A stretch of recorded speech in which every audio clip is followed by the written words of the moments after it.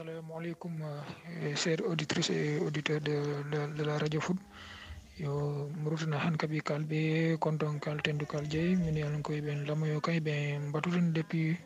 quelque temps et pour que émission min dalde ka chaque dimanche ka chana tale ni 20h mulbe en direct be bato kanka message ki ale kal excusez d'abord ou retard mi nga accusé. Donc, va commencer là dans 30 minutes, bon, à 20h, 20h30, Inch'Allah. Et Kacha be démarrer là, voilà quoi. Nous avons invité Magno Moïnou Mbake, mais dans 30 minutes, Inch'Allah, na be Kacha hier là, quoi. Allez, barka Bake. Assalamu alaikum, Radio Foot, auditrice, auditeur. Cameroun han kabi kal konton der nyimala momo be dunia taron taron ngi konton min bel la moy la plateforme nyindo en direct ngal be konton min bel la moy la sur youtube ngal ban be konton ani sur d'autres réseaux yo ka fale ko murudan han kabi kal émission présentale commune dal Dakar kanyam chaque dimanche depuis quelque temps bi dimanche le 13 décembre 2020 bi le mon 16e numéro avec notre 18e invité Monsieur Bakary Camara comme présentateur il a présenté les Niamin 500 minala ko recevoir bi kaja demande fo janni ba fula quelque temps yo han kabi c'est émission yele konton drola ka falal badi ma arfa lan konté wal bale présentation na bar han kabi sin do ko ñol konton ni min be do ko la na radio fur le administrateur na ke ba sefo soli depuis kira ko na ba konton ba ki ani se kuma mi sile depuis Italie ba fana konton ani technicien réalisateur monteur min be ni youtube ka fay Ousmane Wolou depuis Espagne ba fana konton ani ndefondo ko ñolo ni min be collaboration kan directement Fossar Diassi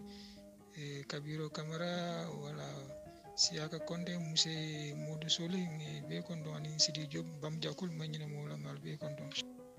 yo han kabi ndalta ka ñamin doron si na invité ni Bakary Camara abe en ligne ngajale 500 dundana sa bulana ay dunna ni auditeur le ñoo kondo ay pré à fon présenter minimalo ngalo njimalo mu Bakary Camara d'abord jani mina ka tayira inshallah président be konton ni la auditeur ani la auditrice be le grand journaliste la Diassi ba konton la kende ke be population Kirakunda be konton la be doa la jeunesse o yesi ma bani jati kende ani harje fron instro ni tanko ni roi bala yo ndalum Bakary Camara Kirakunda di wala munti lo taji wolto nana étude primaire ko wolto après on a école primaire on tata au lycée Djignabo de Ziguinchor nana étude ko to au niveau de la 3e data on a brevet sur pour brièvement pour l'instant data après j'ai travaillé au niveau de la comment dirais-je là de l'ONCAD mais service semencier nous avons 2 ans avant de passer le concours de la police pour être policier dans la janto en attendant. Yo alhamdulillah monsieur Camara o lertale donc yaadani dami nga tawdo han kabi min keta police ti ngeni police yalla lo na présentateur les présenter 500 en tant que chef de brigade de la police à la retraite donc ça veut dire que retraite ta police kono le donc est ce que c'est sinano nyilde mon di yow to leer ni mole munam chef de brigade de police mun grade sur police ya kono ani wata jimale ya commencé ani wata jimale retraite o nyinta ko yo commune de Dakar nyame han kabi kam wala remercier ba ke minim bulaja ko ka fala commune tel mu présentateur do dal Dakar fu nyame question jama ka pinde plateforme ko no jam min fana ke le temps dinna kan la moy en direct ke be kondo na premier auditeur bi ya bol ko no min dundana en direct bambandin touré nga konto de péatre lado fa ke ba touré deko nga fana konto ni banding konté Ibou Solo Jamfo le président de Bam Jakul family nga fana konto Kanjura Diassi le président de Bolo Kanta FC depuis Kirakunda nga fana konto ni monsieur Chekoy Konte mfondo nga konto fana be en direct kentan dari Diassi fana ngafnyo ma kendo nga fana konto Malan Diata depuis moya fada nga fana konto ni babo bapo dabo na arbitre ba nga fana konto ba ni Elasman ni konte depuis Italie nga fana konto ba waaw police ndunta jeto en 81 là C'est la 16e promotion de la police nationale. Après la formation à l'école de police, et affecté qui est pour faire la formation militaire qui c'est au GMI. Parce que la police n'est pas formation qu'à l'école nationale. Normalement, il y a un groupe flat, groupe follow, ou la formation militaire comment dirais-je, au GMI de Thiès. Groupe de tout pour les études. Et on est fait des études au bout de 6 mois. Allez nous faire une donne de Thiès ou l'état Dakar, une donne de Dakar en Afrique. Mais c'est trouvé que la promotion, c'était une promotion spéciale. Parce que promotion d'homme ben école auto, il y avait des irrégularités dans le concours. Et pour promotion n'y be bay, le concours on y reprendre. Pour promotion de la passé faut le fond de ma admis autre.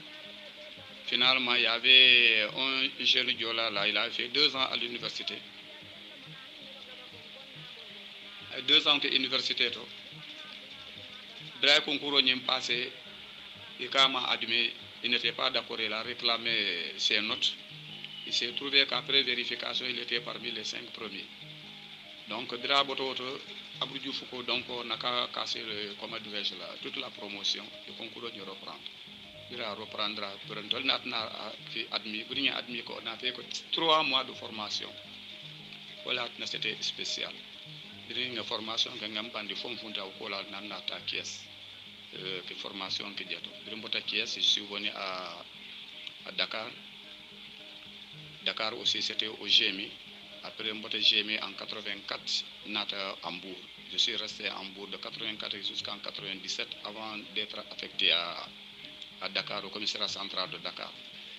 Nata Otofana de 99 jusqu'à 2006.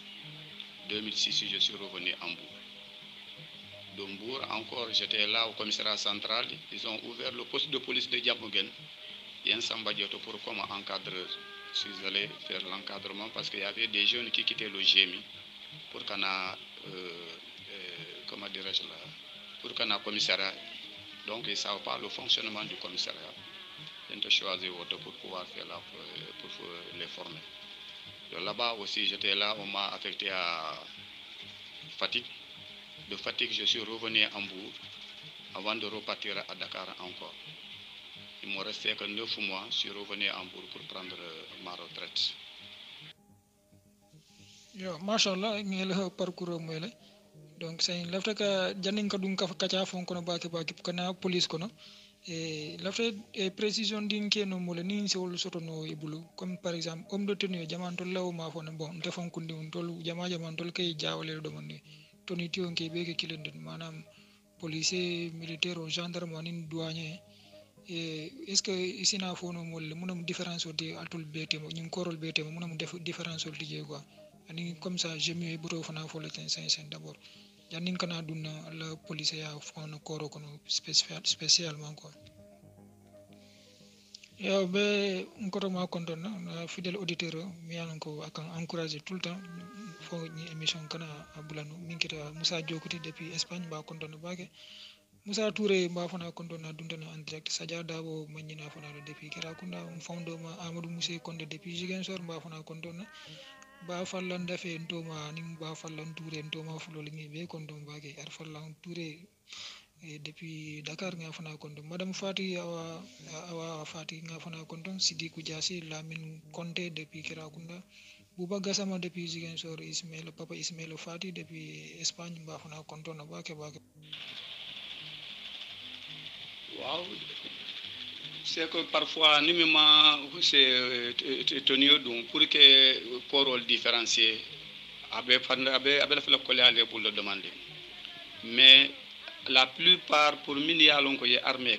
les insignes de corps, c'est-à-dire que fenkendum min prolokindum min katara mosi soto jantenti.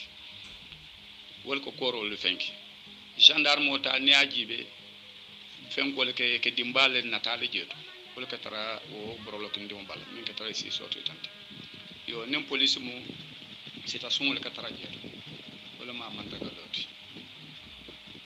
Toniolu toni fenkol ato treyo bel tata dendin wala mais cette fois-ci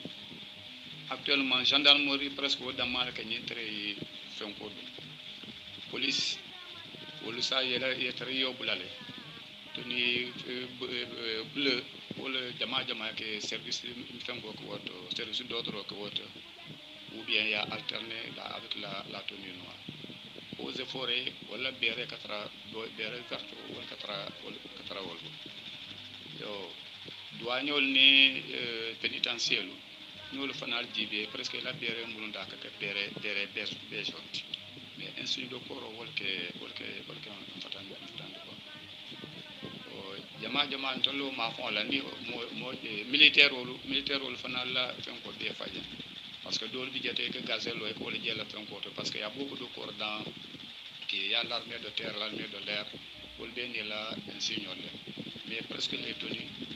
militaires ko très yo wol be ken fi katarambe ko mais il y a des tenues spécifiques sans tenue très yo sa mo jama ya fen ko gendarme mo don wala ya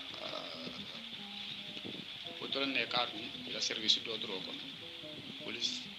waya bula jelten armée fana ka fenge mais ni watun ko y avait une note de service qui est sortie comme quoi armée bala tenue changer mais il va changer la doro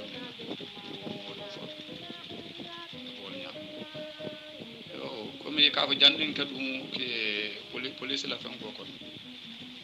na ma fa la presque mol bi ke intéressé fen ko la to dum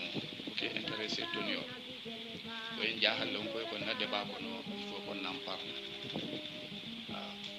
na jeunesse o fana yemi fotenti to la jeunesse o déposé bata presque brimbe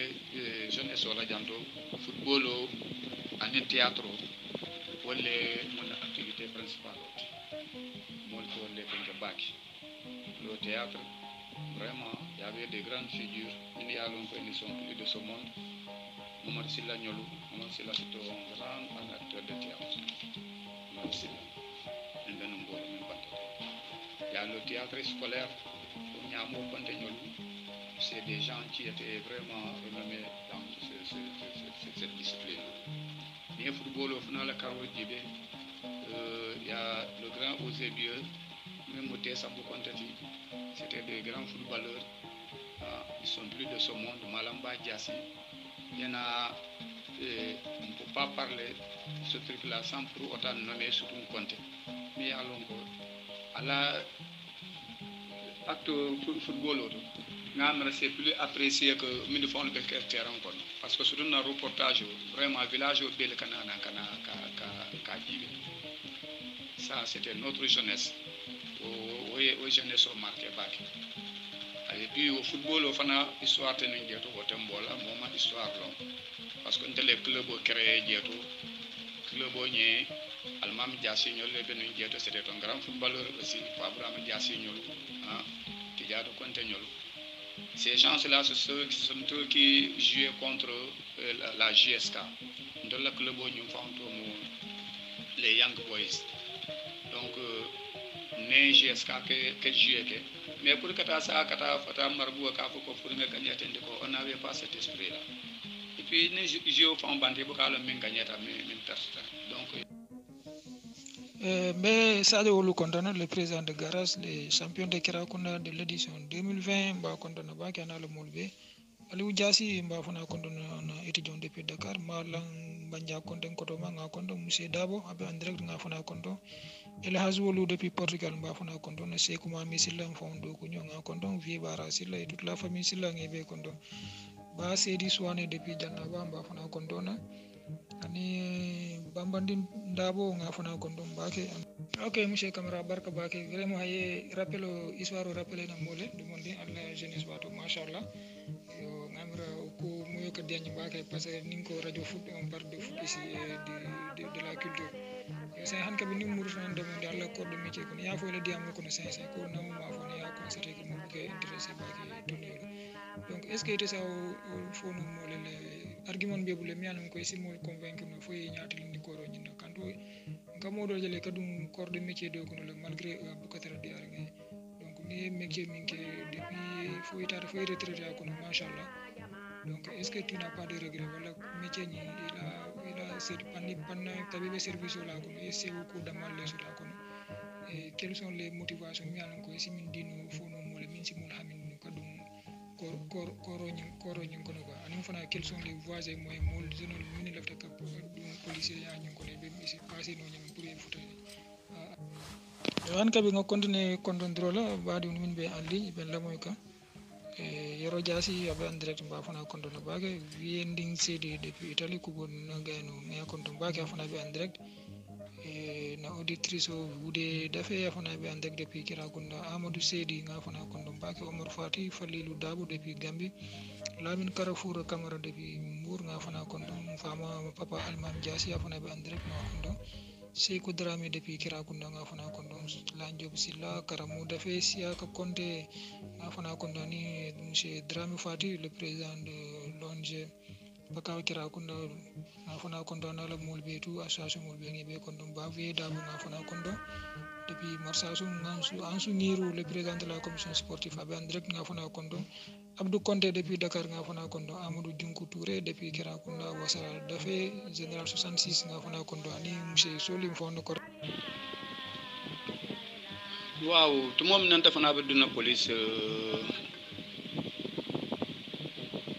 presque conviction man dundinu njeeto ko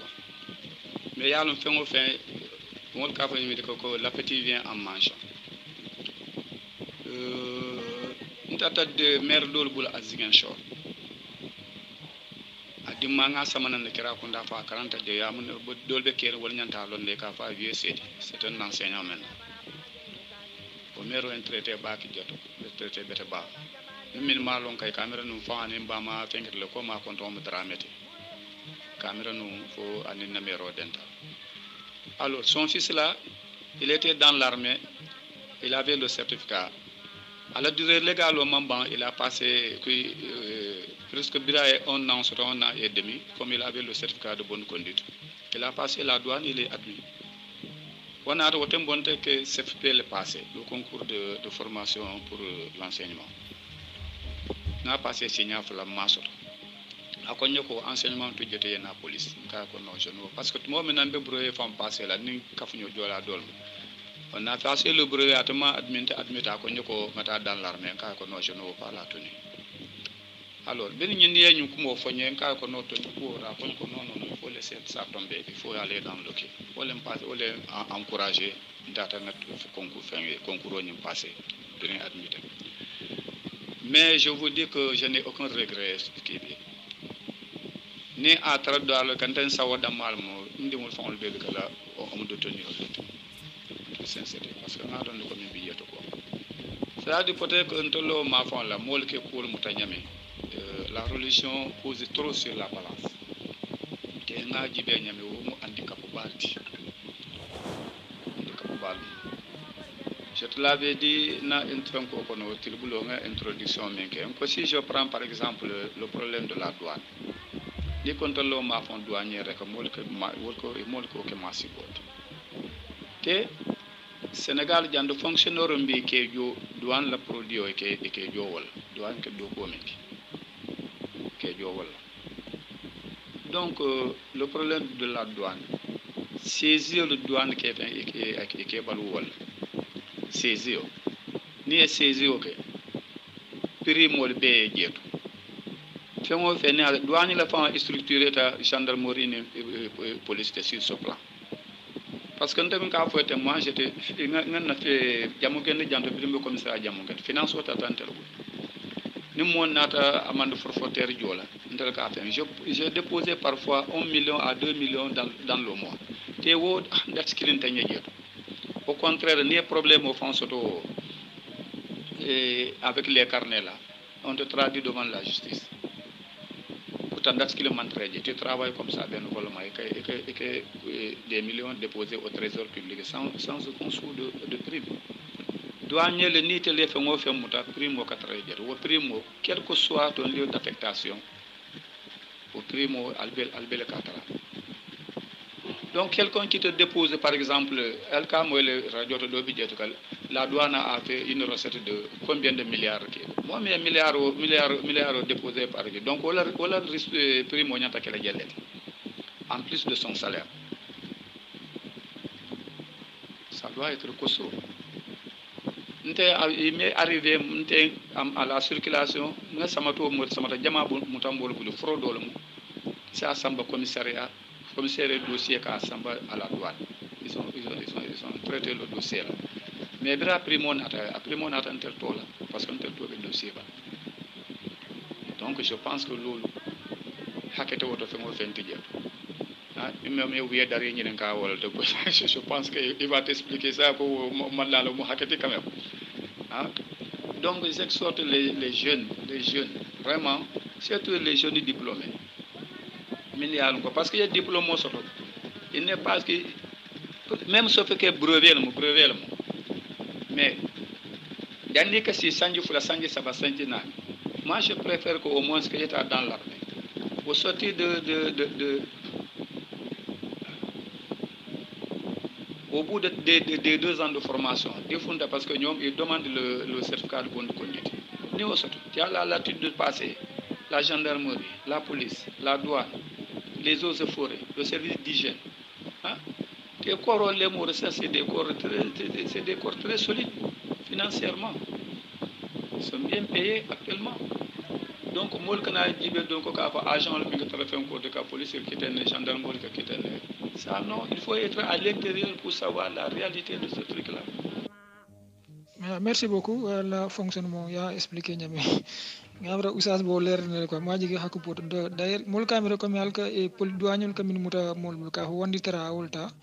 mais buka wandi fitrata manam produit min yan ko interdit quoi loi man la yemin interdit ni o dun nam banko kay ko lemuta donc ni amuta ye fana le primo soreje machallah auto leer kay say monsieur Camara log say intel afrique ni kamina bayre fele say be retraité total donc tollawo ma fona depuis ndol benun Dakar be num Mbour fo ale nat non Dakar donc ni mo jama tar en contact jama bi je ni administrativement ni mol solde fen jama ma e ka mol appuyé je bakel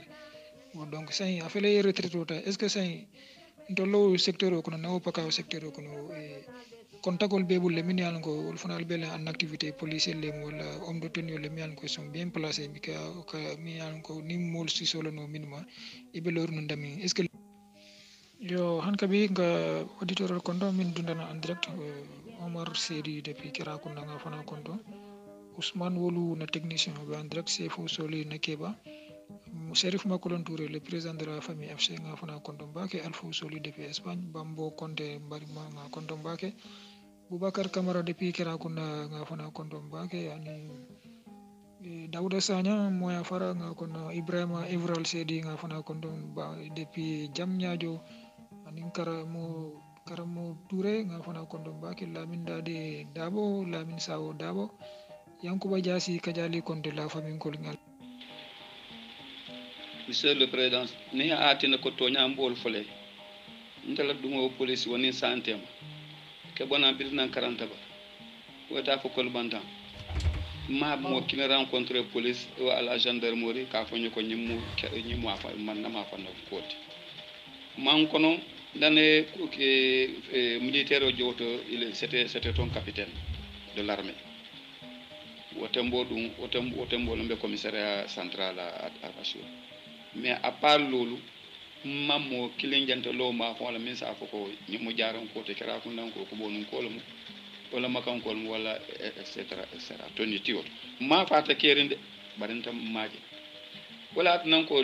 j'exhorte les jeunes là y impliqués parce que kera ko na ba ñame actuellement vraiment on doit être dans toutes les couches waaw service était afin que don kera ko non ko normalement nyanta talaje wala nawo ma fa mo se tarano je to lo paka sud mo se tarano je man san nignoro côté long parce que je sais pas je sais quoi mais ni ko ni be koro ko na ce que nyaaw nyaanya ma peut-être ko ni moy fenkel parce que j'ai fait beaucoup de commissariats j'ai fait le commissariat de Dakar le commissariat central de Dakar ça englobe beaucoup de services hein j'ai fait le GMI de caisse une formation bande bu ma fait marsa zemande ngat ndelo groupe o fanko allemand jasi mo fréquenté min fon yalon ko be ka man ni ka kawfo mais je peux dire que man ni ka dum jeto ndela mo andi Mamadou Camara parce que Djemme Ibrahima Djemme mo lulam Ibrahima Djemme il n'est pas que mbo ko man ni ka kawfo mais o mo jolalti hein malamini jingali mo baynu ko lo moti ne pas qui hein e la minimane balantol moti bien vrai ko be ko mandika kaw donc o groupe o ko na neaji be jede ni seje dindu de kilo nol be jede ka fa mo ko mara nol na formation ta donc nga fa ñam les gens se désintéressent beaucoup de la tenue et puis birin xani so ko na jeto ko ni modul fon ke katiala nga ñimi expliquer jeune do le jet il faut que les gens s'intéressent à ça parce que nous sommes beaucoup admettre non vraiment moi à solo fonde et je sais très bien que je ne peux pas régler ça donc je suis obligé de faire la gymnastique pour satisfaire ces trucs là surtout les problèmes de papier les problèmes de passeport je suis obligé nga di nous former à Dakar il se trouve actuellement à Kaolack nga mo le recommander woto avec et puis ce dernier aussi il va vers l'âge de la retraite donc il arrivera au moment pour yemol fenga fone simple yele simple titre fo ni ofo do si ima ko no mais à part ça pour yemo soto me yalon ka be on ga crédit ça pose des problèmes donc le côté religieux là wallahi ki mo be do ko kono ni la fata kala mo betoti je be kala jene ni la fata kala kuruntu jete be kala jene ndebe commissariat janto de modo tata mbulu jantote mais c'est un imam chaque fois nous mol jita 5 heures il recevait des gens là dans la mosquée mais il est disponible il y a des gens qui sont parvenus à lire le Coran avec ça hein? Donc doko man fou minka doko ko wala fouta mais doko non man fou la son n'a pas il faut que moi les impliquer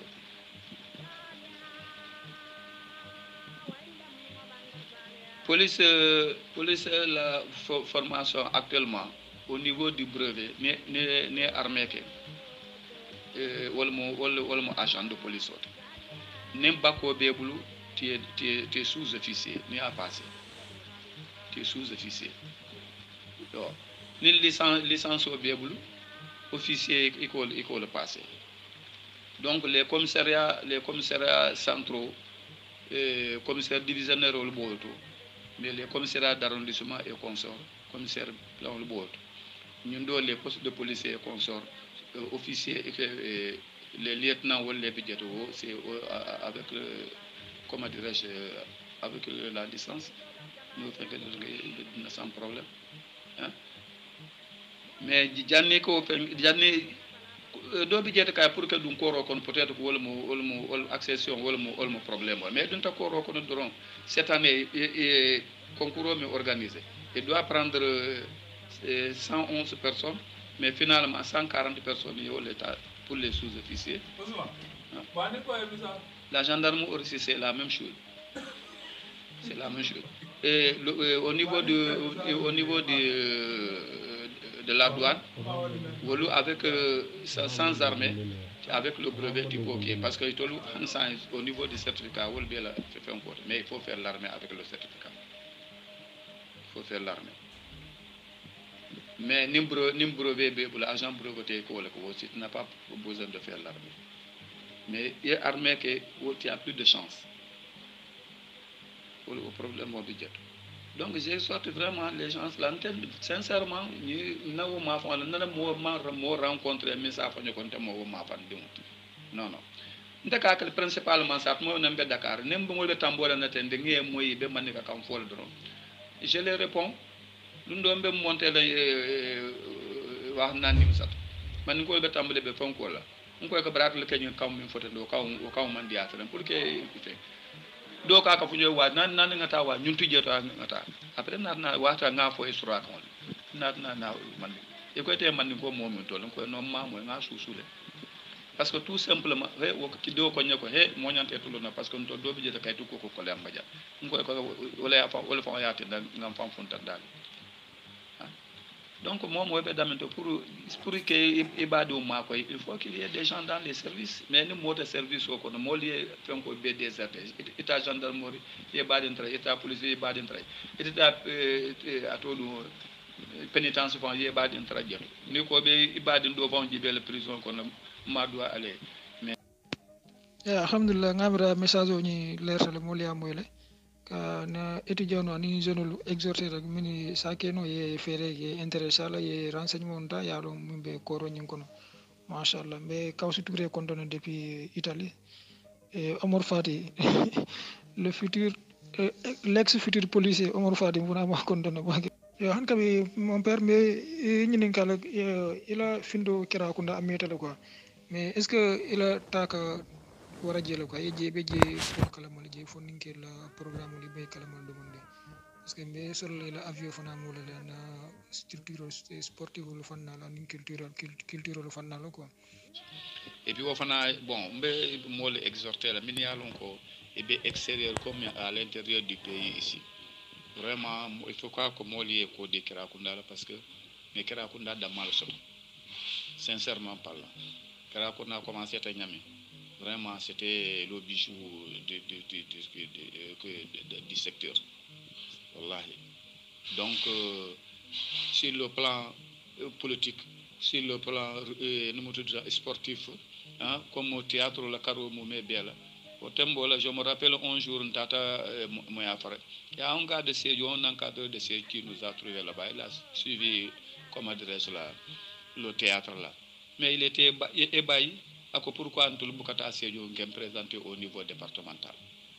hein? Parce qu'il y a des gens comme Mamadou Silagnoul, vraiment, c'est des gens qui ont beaucoup fait pour le théâtre. Et puis, on n'avait pas d'encadreur. Dans ma léphone, mais c'est tout le village qui venait.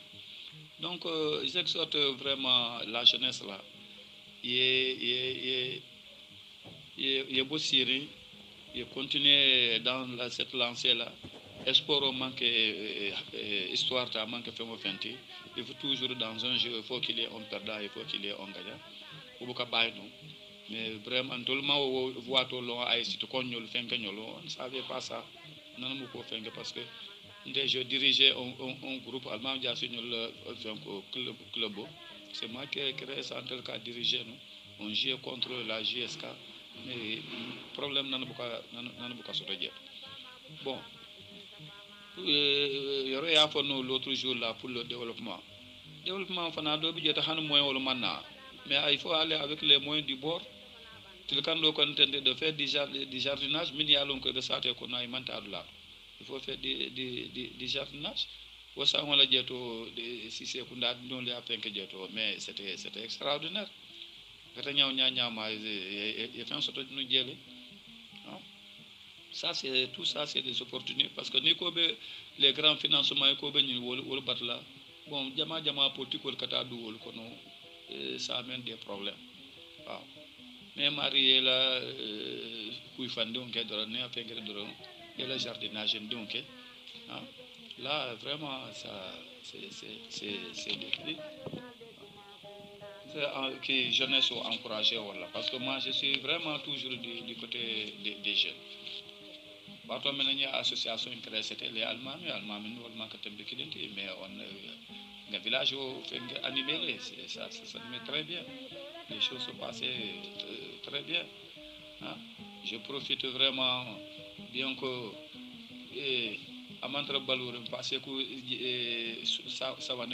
c'est des gens qui ont beaucoup fait pour la jeunesse au village qui bal mais matin la présidente nous tard dans la nuit ça 80 ni mol 80 commune là hein et à tout fa foda li soli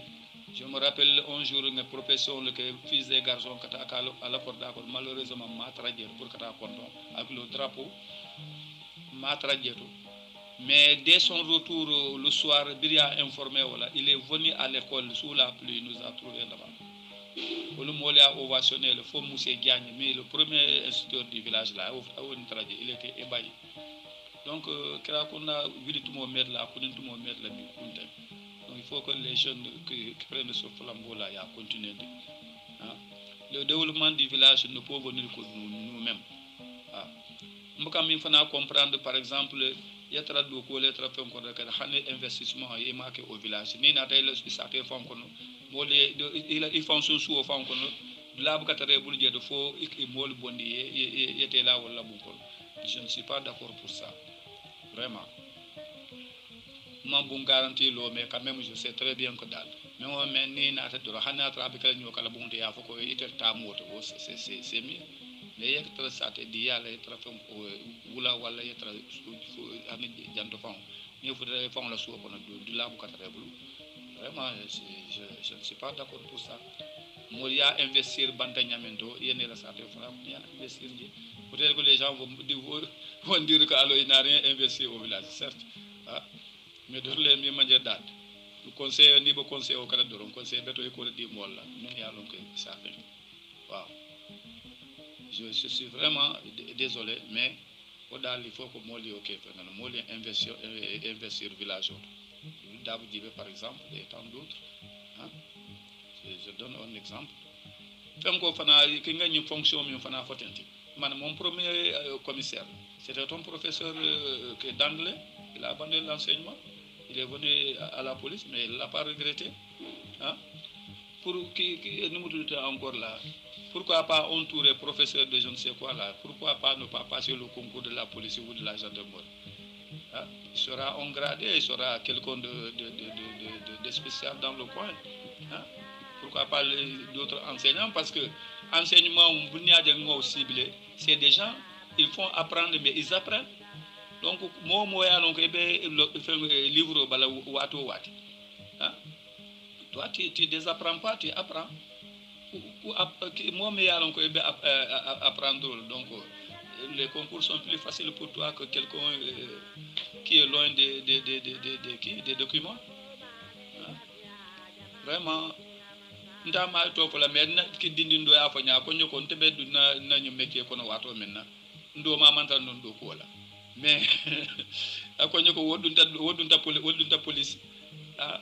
fay ko da soto fay bu so fe ngata ma fe ko c'est parce que ce sont les missions là actuellement mission kay police et tal wala gendarmerie tal et si sañu saba sañu nane manta mission té ni dara mission là il a salaire au marché au Sénégal ici ni tata à ton retour on te paye donc tu as un minimum de 6 millions ça dépend de qui si tous les anglophones mini allons ko kata individuellement mom chaque fin de mois tu as 1 million et quelques de qui ni bam foot la jando bi jati revient avec presque à 11 millions no bam mobilité était très place to je m'appesantis sur ça parce que je ne veux pas le découragement nous m'a fallu ko signer kilindra mam amam bendro automatiquement il découragé fait moi j'ai fait la police 2 fois j'ai fait le CFT 2 fois je ne suis pas admis ça m'a pas découragé 2 fois enseignement passé là m'a admis bien que autant la mine quelque je ne veux pas dire ça à la radio hein comme police tanga fo nyaminto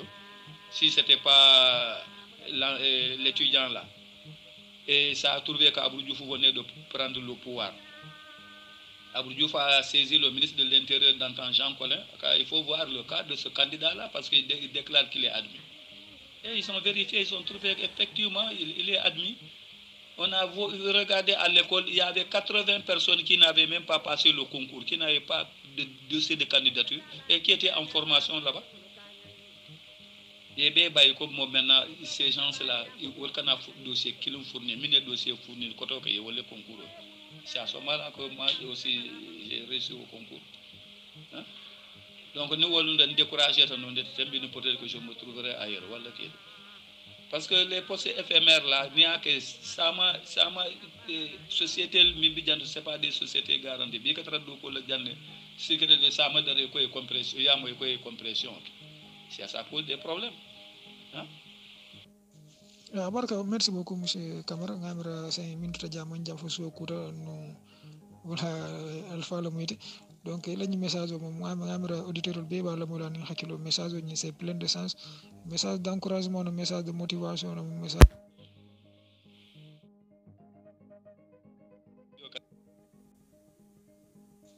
barka, merci beaucoup, monsieur Camara. Ngamira 5 minutes de jamon jafo so kuta no yo han kabi ka fo alhamdulillah rabbil alamin alhamdulillah kontaan tale la bitum ba lola wolto mebula comme so ko danga fo nyimi mu alfal di kacaatu mo meta bari be tendula be jeylam kontaan ba ke auditeur be kontaan mo jama message ol kinyi ndu mo mem dol yela no bari be la message la mo lan direct wala nyami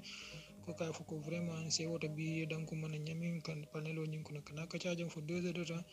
be tentula be jayla be dwale simi bala ni jada kina dimbal nyaado natan ko min de ngani min de sata almatula timanno alma